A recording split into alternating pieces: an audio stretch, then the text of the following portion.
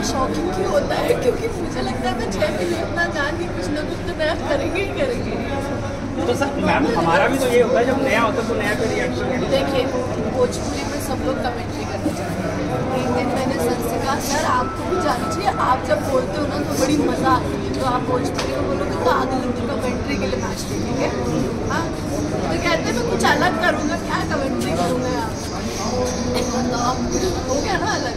अब तो हर चक्का और छक्के पर यही गाना बजेगा। यस तो बस खत्म हो गया, अलग ही करते हैं सर और आगे। अब सोचिए कि लोग अब बाकी भाई भी हमारे भोजपुरी भाषा को प्रेजेंट ही कर रहे हैं।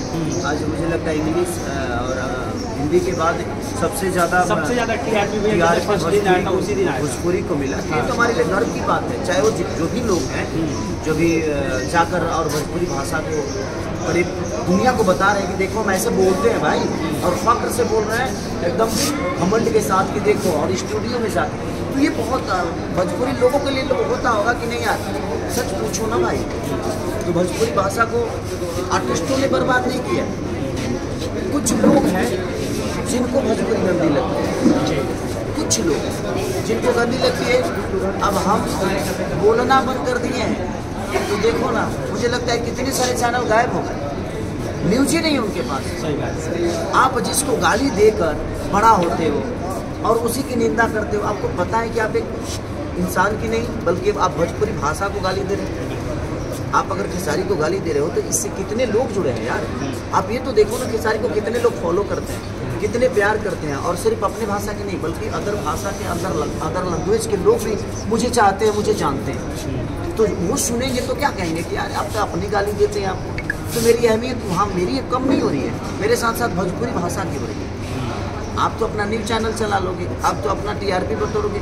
सबसे आजकल गाने क्यों नहीं चल रहे हैं, कुछ लोग बोल रहे हैं गाने कहाँ से चलेंगे यार, मेरे गाने से ज़्यादा गर्म तो आपका लाइन होता है, ऐसी का हेडलाइन होता है।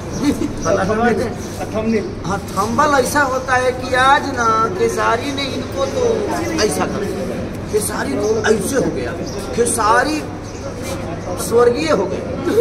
हाँ यार माला वाला चढ़वा के खेसारी का एक्सीडेंट हुआ, खेसारी किसी के साथ भाग गए, खेसारी ये हो गए, फलाना ये हो गए, फलाना नहीं यार।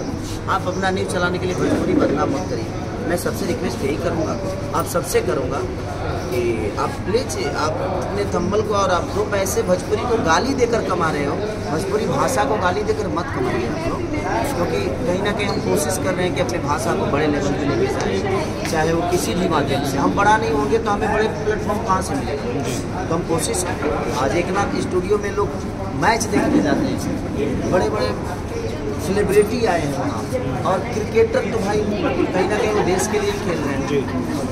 वो अलग मैटर है, IPL अलग मैटर है, लेकिन कहीं ना कहीं देश के लिए तो खेलते ही देश को प्रेजेंट करते हैं वो।